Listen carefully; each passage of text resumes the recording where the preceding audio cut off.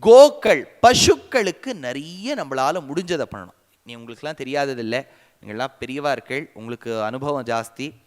ஒரு 30-40 வருஷத்துக்கு முன்னாடி ஒரு வீட்டிலையும் ஒரு பசு இருக்கும், பசுக்குன்னு ஒரு இடம் இருக்கும். இப்போ நம்ம இருக்கிறதே 10வது மாடின்னு வச்சுங்க ஒரு அப்பார்ட்மெண்ட்டில். நம்ம இருக்கிறதுக்கே அங்கே விட மாட்டேங்கிறா. இப்போ பசுவை வேறு கொண்டு நிறுத்திட்டா நம்ம பசுவை உள்ளே வச்சுட்டு நம்ம விட வேண்டியது தான் வெளில.